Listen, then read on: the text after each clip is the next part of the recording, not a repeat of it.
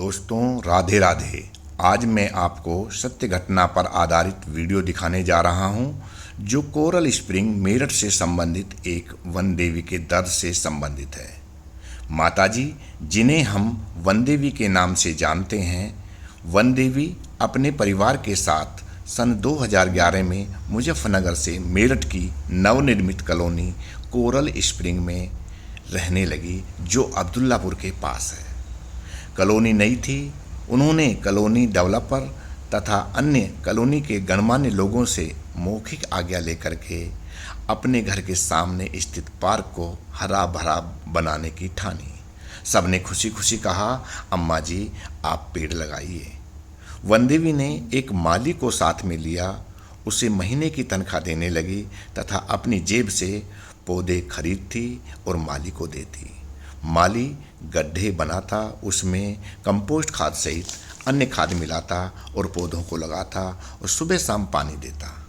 दोस्तों वन देवी सुबह शाम उन पौधों के पास जाती, उन्हें निहारती और उनके सामने खड़ी होकर कुछ मन ही मन बुदबुदाती और आगे बढ़ जाती। यह सिलसिला वर्षों तक चलता रहा। वन देवी जोड़े में सहतूत, आम, कड़ी पत्ता, जामुन, कटहल, लीची, बेलपत्र, आंवला आदि के वृक्षों को रोपा। वन देवी सुबह शाम सभी पेड़ों को निहारती और अपने परिवार के साथ बड़ी कुशल मंगल तरीके से रह रही थी। दोस्तों उन पेड़ों के ऊपर पक्षियों ने अपना बसेरा बसा लिया।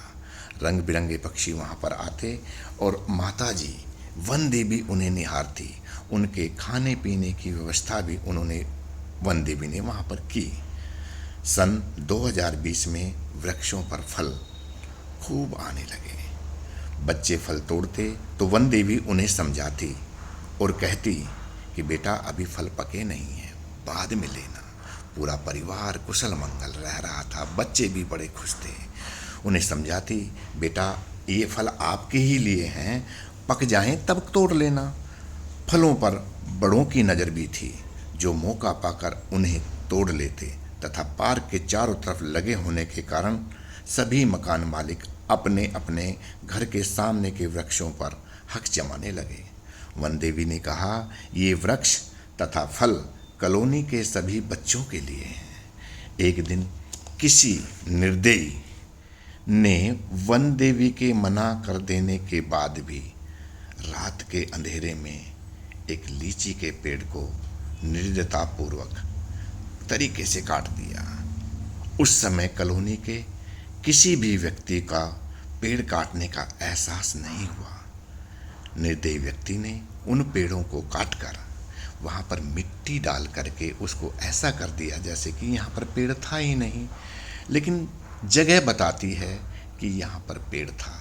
उसके बराबर में खड़ा हुआ जोड़ेदार पेड़ यह सभी घटना देखता रहा। ये जो आप देख रहे हैं ये पार्क के अंदर लीची का पेड़ था जो 12 साल पुराना, 10-11 साल पुराना था। उसको निर्दयतापूर्वक काट दिया गया। दोस्तों किसी भी व्यक्ति को एहसास नहीं हुआ, सिर्फ जोड़े में खड़े दूसरे लीची के पेड़ को ही पता था। वह मौन होकर अपने साथी को कटता देखता रहा। दिन निकला तो वन देवी को पता चला कि उनका पेड़ जो है वो कट गया है। वन देवी को एक साथ मूर्छित हो गई और वे बेहोश होकर गिर पड़ी। कहने लगी, मेरे बेटे ने किसी का क्या बिगाड़ा, उसको क्यों काट दिया गया। और वन देवी दोस्तों स्वास्थ्य ठीक ना होने के कारण उनको अस्पताल में एडमिट किया गया। 2 दिन तक वन देवी अस्पताल में रही और उसके बाद उनको वहाँ से डिस्चार्ज करा करके घर लाया गया। वन देवी का एक ही सवाल था कि मेरे बेटे ने क्या बिगाड़ा, उसको क्यों काट दिया। उसके जोड़ीदार पेड़ खड़ा रह गया, उसको काट दिया गया। मेरे बेटे को क्यों काटा। वन देवी का स्वास्थ्य खराब हो गया और अभी वह वहाँ पर रह करके अभी अपना स्वास्थ्य लाभ कर रही हैं। दोस्तों आप देख रहे हैं यह वही लीची का पेड़ जिसको काट दिया गया था। उसकी शाखाएं यहाँ पर पड़ी हैं, पत्ते मुरझाए हुए हैं और सभी वृक्ष मौन धारण करके देख रहे हैं, पक्षी भी उसको देख रहे हैं। दोस्तों, वन देवी का स्वास्थ्य गिर गया। वन देवी को एक ही चिंता रही कि मेरे बच्चों को क्यों काट दिया गया। दोस्तों, ये हरे भरे पेड़, ये जो आप देख रहे हैं, ये वन देवी ने अपने हाथों से रोपित किया। लगाव भावनात्मक लगाव हो जाता है। कोई अगर किसी पेड़ को लगाए तो भावनाएं उसकी उनके साथ में जुड़ जाती है। यह वन देवी को आप देख रहे हैं अपने परिवार के साथ हॉस्पिटल से आने के बाद स्वास्थ्य लाभ कर रही हैं, उनके खान पान का ध्यान दे रही हैं, लेकिन वन देवी के अंदर अभी तनाव है। पेड़ को वो भूली नहीं है, वे उसको याद कर रही हैं। मैं भी उनके पास में गया और जा कर के मैंने माताजी से बात करी। माताजी ने कहा, मेरे बेटे को क्यों काट दिया गया, क्या बिगाड़ा था उसने? वो तो फल दे रहा था बच्चों के लिए, वो तो ऑक्सीजन देता था बच्चों के लिए, हम सब के लिए, वो छाया देता था हम सब के लिए। उसे काटने से क्या मिल गया किसी को? उसके करुणा भरे प्रश्नों के दोस्तों मेरे पास उत्तर न था। उन्होंने कहा, ईश्वर सबको देखता है, पेड़ लगाने का हक सभी को है, लेकिन फलदार पेड़ को काटने का अधिकार उसे किसने दिया? और फलदार पेड़ों को बिना आज्ञा के काटने की कोई परमिशन नहीं देता। ऐसी जगह मैं बोलती हूँ कि जिसने ये पेड़ों को काटा उसको ऐसी जगह पर रखा जाए जहाँ से उसे हरे भरे पेड़ों के दर्शन ना हो। दोस्तों, कितना मार्मिक सवाल, कितनी जबरदस्त चीज़ ये वन देवी ने कही कि जिसने पेड़ों को काटा उसे कुछ समय के लिए ऐसी जगह पर रखा जाए जहाँ से ये हरियाली नजर ना आए, और यदि वह अपनी गलती को मानता है तो उससे कहा जाए कि वो कम से कम 10 पेड़ लगाए और उनका पालन पोषण करे, बड़े हो जाएं तब उनको काट करके कोशिश करे। तो वन देवी के ये विचार सुन करके मैं बड़ा ही भावुक हो गया। दोस्तों, वन देवी की जो संवेदनाएं और उनकी भावनाओं को समझने वाले मेरी नज़र में ये आसपास खड़े पेड़ ही हैं और उन पर विचरण करने वाले पक्षी हैं। दोस्तों, मानव तो आधुनिकता की दौड़ में रिश्ते नाते, बड़ों के मान सम्मान को तार तार करने में लगा हुआ है। वह निठुर बन गया है, अभिलाषी हो गया है, संवेदनहीन हो गया है।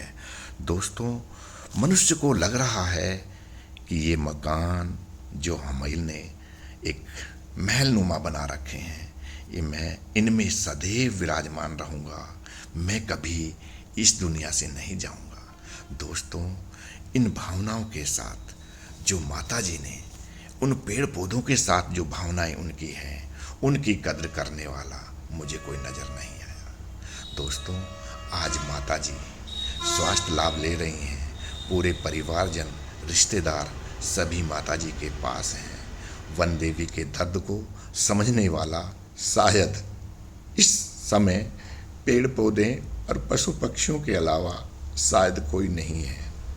ऐसी वन देवी जिन्होंने कॉलोनी को हरा भरा करने के लिए अपने आप को नौछावर कर दिया, अपने आप को सुबह शाम इस काम के लिए लगाए रखा, उस वन देवी को ऐसा गम बैठा कि वो लीची के कटे हुए उस पेड़ को अभी तक नहीं भुला पा रही हैं। दोस्तों, मेरा आपसे आग्रह है कि आप इस वन देवी का सहारा दें, उनका हौसला बढ़ाएं और पेड़ पौधे लगा करके कॉलोनी ही नहीं, अपने आसपास के वातावरण को हरा भरा बनाएं और इस पृथ्वी को ऑक्सीजन से युक्त करें। और वन देवी को मैं सैल्यूट करता हूँ, जिनके प्रेरित होकर के मुझे यह वीडियो बनाने का मौका मिला। दोस्तों, वन देवी वास्तव में बहुत ही सौम्य स्वभाव की है। मुझे उम्मीद है आपको मेरा ये वीडियो पसंद आया होगा। आप मेरे इस चैनल कैप्टन स्नेहा 126 को सब्सक्राइब करें, लाइक करें और शेयर करें। दोस्तों, आप वन देवी से प्रेरित हों। आप सभी का बहुत बहुत धन्यवाद। जय वन देवी, जय वन देवी।